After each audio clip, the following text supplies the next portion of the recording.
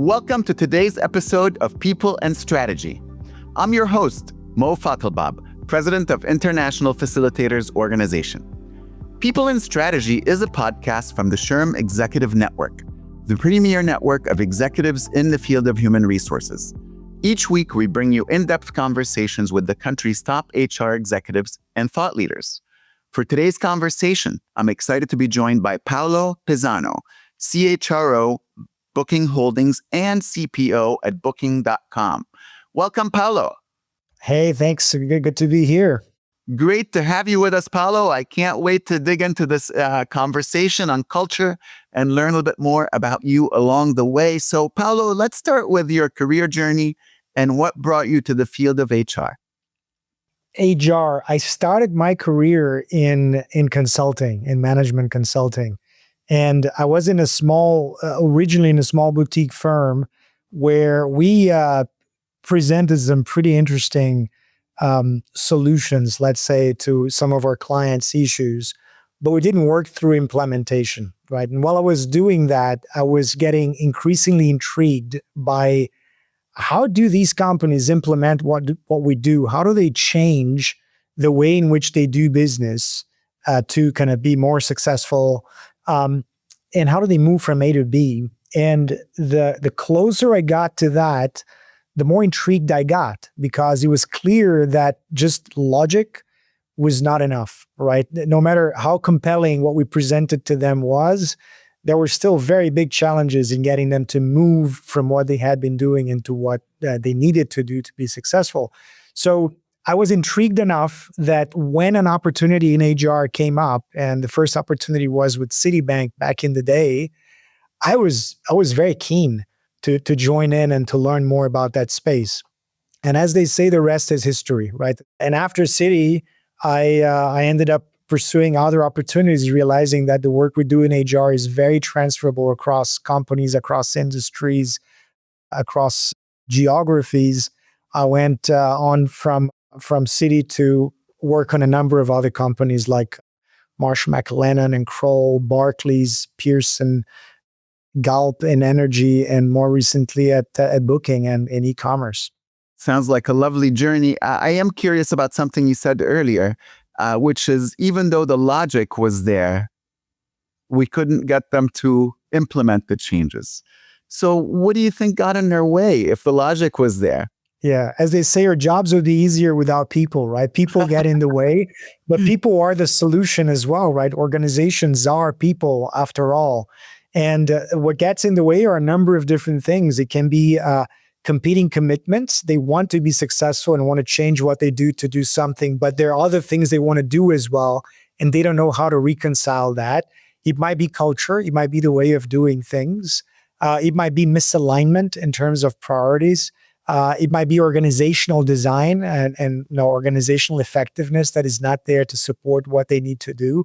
There's a number of things, and that's the beauty, right, of the work we do in HR, is that you touch on all these various levers as you work in the process of helping organizations change and be successful. Well, that is a good segue into culture at Booking.com. So how do you define the culture at Booking.com? So more than how I would define it, I know I'm engaged in regular conversations with colleagues from around the organization, and we've done quite a lot of intentional work on culture here as well in the last few years. You talk to people who are working here or who have worked with us in the past, and I think some of the common themes you'll hear are first, a high execution, low ego organization, right? People are very focused on rolling up the sleeves, getting things done. And there isn't a lot of ego. There isn't a lot of politics. Someone can argue once you put two people or more in a room, you're going to have some level of politics, but it's a scale, right? And I've worked with organizations where a lot of your energy and your time was focused on managing the politics. The beauty of what Booking has managed to create is an environment where there's very little on that, which means that people can come in, be themselves, and they can focus on doing the work, on getting things done. So that's one characteristic I've heard from many individuals who work or have worked here in the past. And how do you ensure that how did it come to be that there are no politics? I think that is really interesting for our audience because many of them can't say that. Yeah, look, I won't take credit for that because when I joined the organization, that was already a very kind of present characteristic. I think it has to do, like always, with the decisions you make around who do you hire for the organization and the decisions you make around how do you kind of develop people and who do you promote in the organization. So that's something that over a number of years builds up to a workforce that is simply not focused on territories or building empires, but is focused on getting things done and building an organization that is, down to earth and successful. So I think that's how it was built over time. And that really links with how we've been trying to continue to evolve the culture, which is very intentionally ensuring that the culture, the values we espouse, the behaviors that are important and front of mind are decision factors on who do we hire, who do we reward, who do we promote, and all those things. So before we get deeper into the culture, a bit about you, because there's, you have some great stories, and I understand you were in a band at some point. And I'm wondering if there's any correlation between what you learned being in a band and what you're doing as CHRO in the corporate environment. Yeah, that's ancient history. Although I will say, just a few days ago, a friend of mine resurfaced a video from some 25, 30 years ago of one of the first shows of our band back in a kind of a school band competition. So it was fun to watch that. I was not, kind of in a professional band, but we did spend a few years playing. And it's one of those things in hindsight, right? You reconnect with and you reflect in the learnings that you had earlier in your life. I think playing on a band taught me a lot around first teamwork. How do you operate as a team, and how important it is for you to be attuned to one another if you want to get something as a result that is more than the individual parts, right? That makes a difference. We all know, you see a band play and there's a difference, right? Between a band that is attuned and they're connected versus one that is not, that people are just staying in their own track. It taught me about creating as a group. That's not always easy. It taught me about conflict management, managing egos and agendas. And I don't mean agendas in a negative way. So there's a lot of learning back in the day, and I think I only realized how useful that learning was much later in my career. That is very, very, very interesting. I love it. You're also a big meditator, I understand. Well, big meditator is an interesting term, but I've been meditating or trying to meditate for a very long time, for many years. For me, it has been extremely helpful in so many dimensions of my life. And it permeates everything, right? Of course, you're not a different person at home than you are at work. You're one individual, right? You're coherent. And for me, kind of just the simple kind of act of sitting still and observing what's happening on my mind, observing my thoughts, and creating a little bit of a space between what's happening on my mind and my ability to observe that has brought in a lot of awareness, a lot of calm in difficult situations. That's one of the things I've heard as feedback from people who've worked with me. They say, well, you bring a calm presence when things aren't going well. And it's not intentional. It's just a muscle that you exercise, and you build a little bit of that kind of disconnecting from from whatever's going on kind of in the clouds at that moment. It's a powerful mechanism for sure. So Paulo, for context, can you explain the company structure for the entities Booking.com and Booking Holdings? Absolutely. So Booking Holdings, we're a holding company.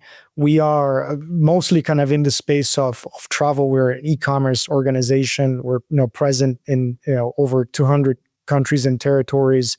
We have about 24,000 people. Just to give you a sense of the dimension of the organization, Under Booking Holdings, we have a number of operating companies or brands, as we call them, and people will probably have had some connection with one or more of them, like Priceline, OpenTable, Kayak, Booking.com, Agoda. Some of them are B2B, so people might not know them unless they are in the travel space. Booking.com is the largest brand. I've actually come into the group through Booking.com. And the two roles that I do are very interconnected, right? So on the Booking.com side, as our largest brand, there's a lot of work to be done from an operational standpoint and just working side by side with the leaders of the organization, ensuring that we are, kind of building kind of a strong strategy and infrastructure, culture, and everything else to support kind of the delivery of that strategy. The holdings side of the role has an element that's a bit more outward facing and connects very closely with the work I do with the board, but also is about trying to find the right level of collaboration across the group between our brands. And I say that because historically, our brands were built very independently. That's one of the things that provided a lot of agility to our organization, was that even as we grew through acquisitions as well, a brand would come in, there's a little bit of connecting with the brand, but let them go and do their own thing, do what they do best. And that helped a lot in the success. But over the years, and I think that's the linkage also with culture, we realize that that extreme independence was leaving value on the table for our customers, right? That there was an opportunity there that sometimes rather than compete with one another, which was true in some cases, we could align a little bit more and help ensure that we're providing the best possible value to our customers. When I say customers, by the way, as a two-sided marketplace, customers are hotels and car rental companies and hosts of homes or airlines, and it's the travelers, right? And we help make that connection. So part of the work that I try to do in the holdings role is to help kind of align on that balance. Where do we build more connective tissue in terms of how we can collaborate, how we can share knowledge, not reinvent the wheel? Can we mobilize talent across the groups, either through moving across different jobs or working on projects that are going to benefit the group more broadly? And how do we balance that with independence and autonomy and agility for brands to go fast and to stay close to their customers? I think that is really interesting. How does culture impact a team's performance and alignment in your experience, Paulo? Culture is at the very core, I'd say, of team performance and alignment, right? And what I mean by that is this notion that, look, if you like it or not, as a leader, you're shaping culture, right? Through what you say, but most importantly, through what you do, right? Your actions. There's a great saying I love. I forgot who it's attributed to, but is I can't hear what you're saying because what you're doing is too loud, or something along those I've heard lines. that. Yes, misquoting, right? Yeah. But it's this notion that what you do as a leader, people are looking up to you and they're going to replicate or emulate what you do, right? And if you think about teams and how teams perform, how they work together, how they collaborate, they're going to be emulating how the top team is doing that. So culture is very important in that sense, because culture is a combination of, mindsets, behaviors, symbols, processes, infrastructure, is a combination of things that tell people how they're supposed to behave in order to fit in here as a company. The clearer you are with your culture and the more intentional you are with your culture, I think the easier it is for teams to align behind that North Star. The easier it is for you as a manager to make choices around recruiting, around rewarding. So it builds natural alignment in teams and in the organization when culture is something that is clear and something that is aligned with your objectives as a business. And I understand you all have 24,000 employees in many countries around the world. So what has been the most significant challenge in scaling and maintaining this international culture across such a large area that's spread around the world? Yeah, that's a great question. And look, it's not like we have the ultimate solution for that. I think we've done a reasonably good job in shaping culture and maintaining and evolving a healthy culture in the group. First part of it, I think, has been uh, being respectful, so to speak, of a level of autonomy and independence across the brands. And what I mean by that is, if you look around the brands we have in the group, there are certain elements that are going to connect the brands. They are similar. The low ego, high execution. We have an obsession for data and for insights, right? There's a saying in one part of our company from many years ago that says no HiPPOs. And by HiPPO, they meant highest paid person's opinion. It's this notion that uh, insights and data speak louder than which level you are in the organization.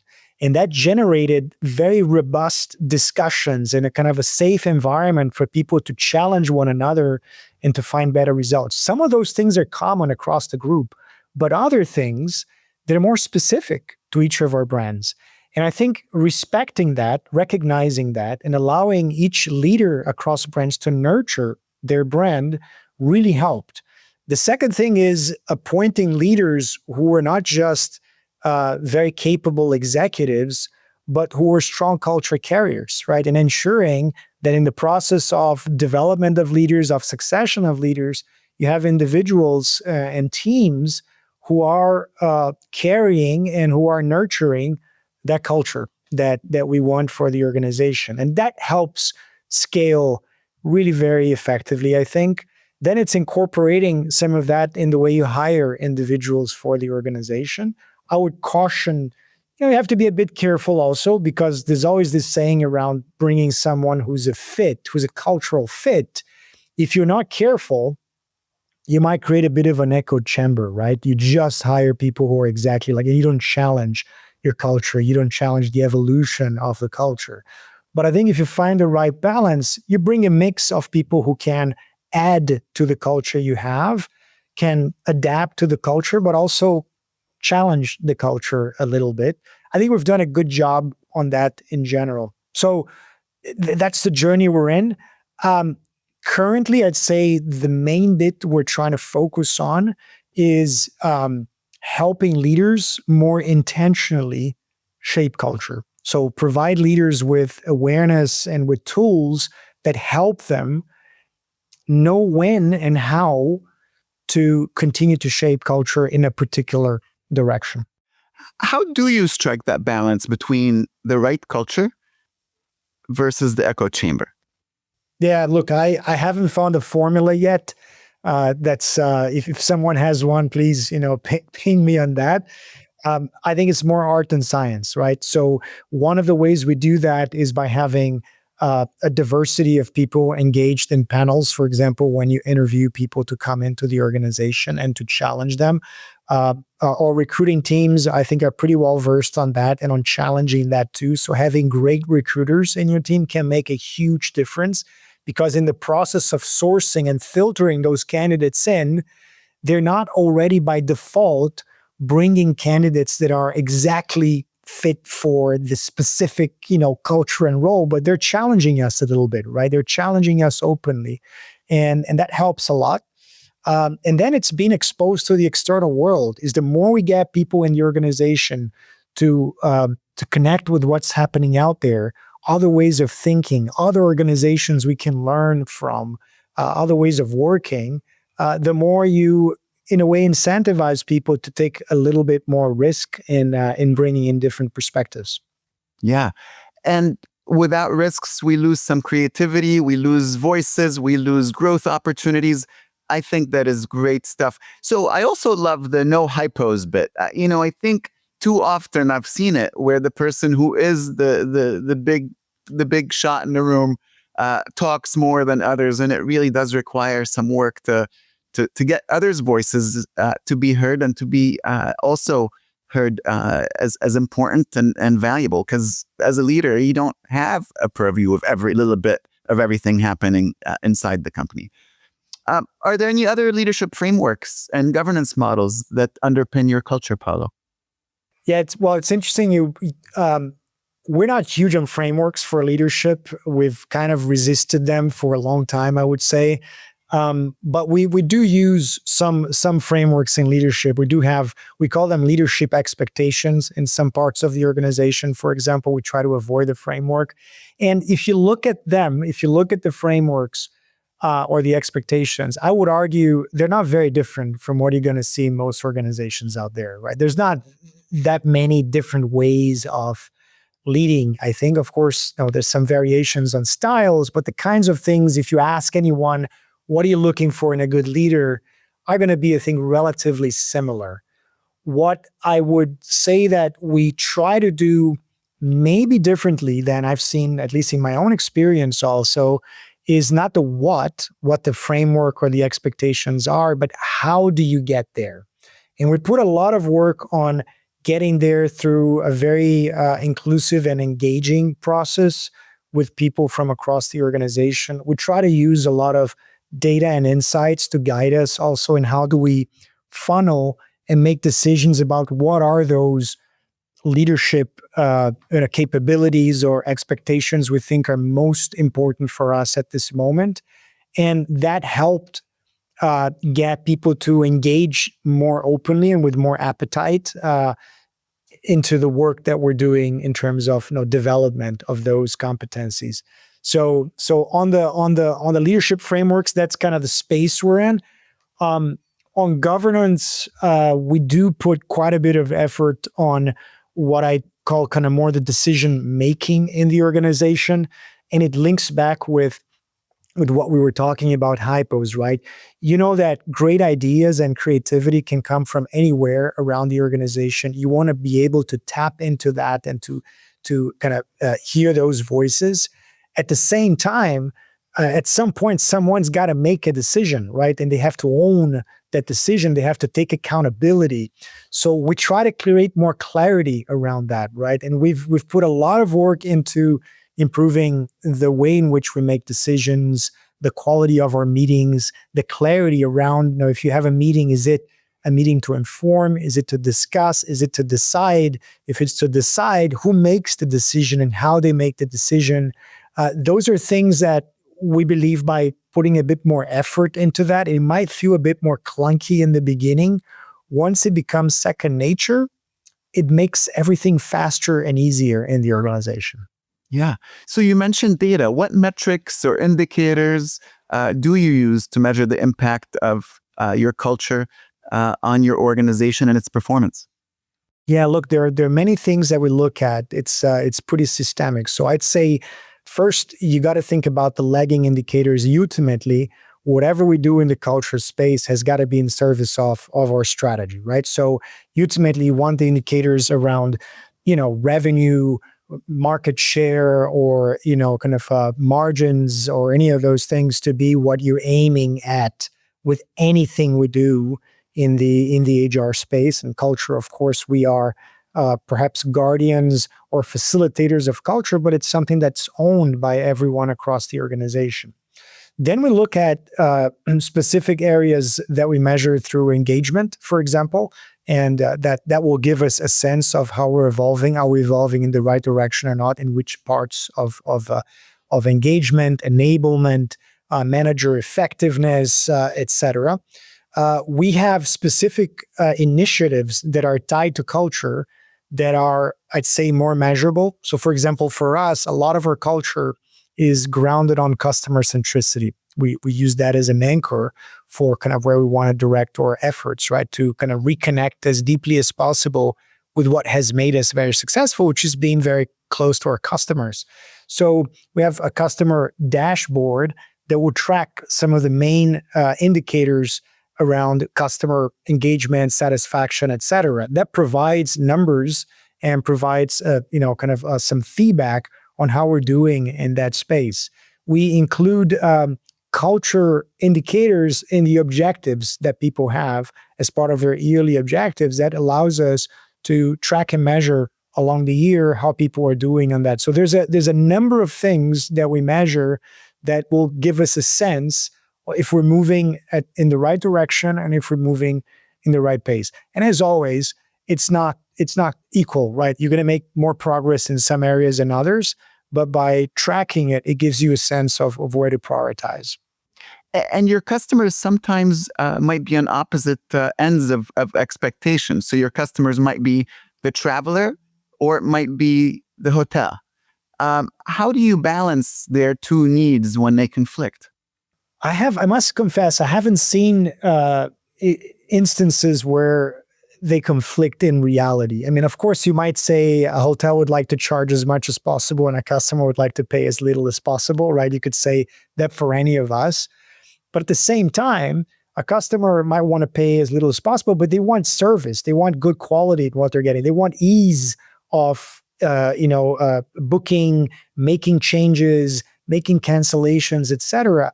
The hotel, the same thing. You want to charge an amount that's going to keep a good flow of customers connected to you. So I think there's no conflict on that.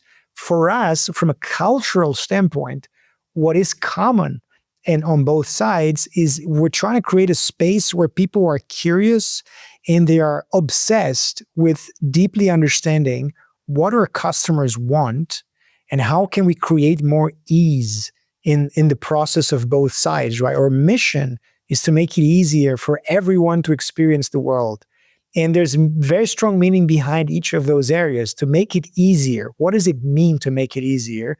For everyone. Everyone means everyone. In our platforms, you're going to find experiences or a hotel that might cost $50 a night and a hotel that might cost 5,000. It's for everyone.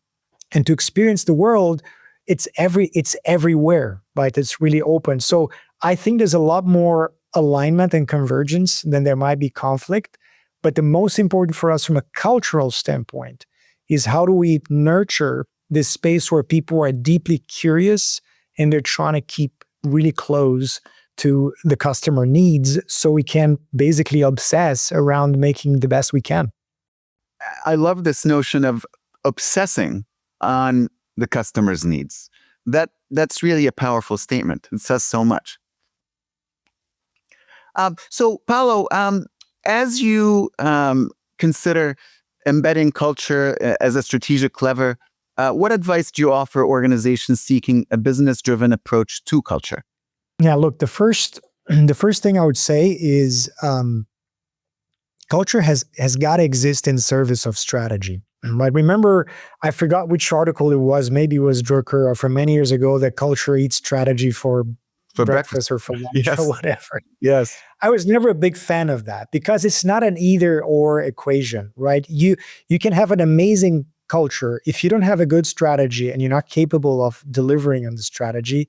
The best culture is not going to get you there, but the culture will be an enabler of your strategy. So my first recommendation is make sure that whatever you do in the culture space is deeply and closely connected to strategy. What's the strategy of organization and how will culture serve that? Because every organization has a culture. In my experience, more often than not, it's not like your culture is not serving your strategy. Chances are elements of your culture might not be serving your strategic goals. And then you have to tweak and you have to work around that. So the second bit is make sure that you have engagement from the top team. If your top leaders in the organization are not buying into it, are not engaging with this notion of shaping culture, it's very unlikely to work out because their actions are shaping the culture of the organization every day. So that's something to watch out.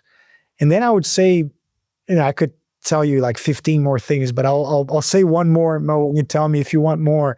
But be relentless in prioritizing also, right? You can't, culture projects can very quickly grow into massive, infinite things. And then you end up spreading yourself too thin and you don't have depth to have enough impact. Working really hard to find what are those levers that can make the most difference and starting there can make a huge difference, right? To get traction on kind of a culture program that will help propel the organization forward. Yeah. Wonderful, Paulo. Paulo, what is one piece of advice that has shaped your work or personal life? One piece of advice, gosh. I'll say one thing that is not as much personal advice, but is more tied to the work I've done in the coaching space. Something I heard very early on when I was training as a coach, like 20 years ago, was this notion that as a coach, you have to meet your client where the client is. And that might sound obvious, but often is not, right? Now, as a coach, and the same thing happens to us as HR practitioners, you meet your client where the client is, but you see where they could be or where they should be. And that can get you distracted and disconnected with the opportunity you have in front of you. That has shaped the way in which I do the work that I do. I think it links closely with meditation as well, being with what is in the moment. Because if you're paying attention to what's in that moment, and you might see a number of opportunities that you would miss out if you don't truly notice and listen to what's going on. I find that investing a bit more time, a bit more energy on that can make things a lot easier in the future. And also it honors where people are in their journey, right? So you start there. I think that's beautiful. One last question, Paulo. As it relates to helping folks and coaching folks as a coach, has that translated, and if so, how, into your role as a manager? It's I think the more senior I've become in my career, the more relevant it's become. I think the skills of coaching are relevant in general, I think, because they tend to make you a better listener, a bit more focused on support and help. And there's many competencies, right, that are connected with coaching that help on that.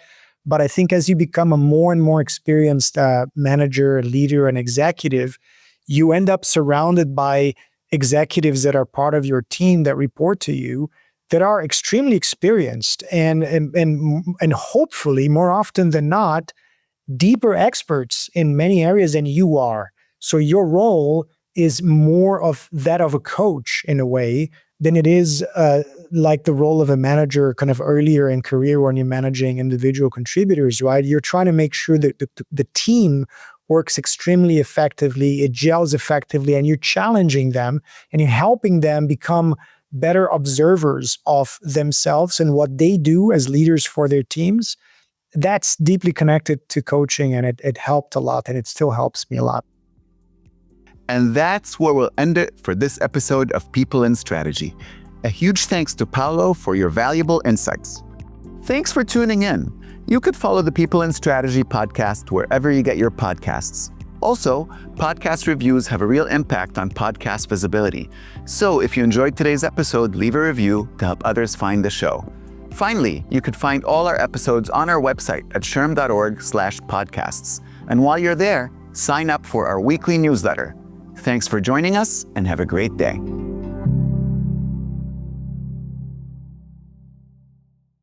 SHRM.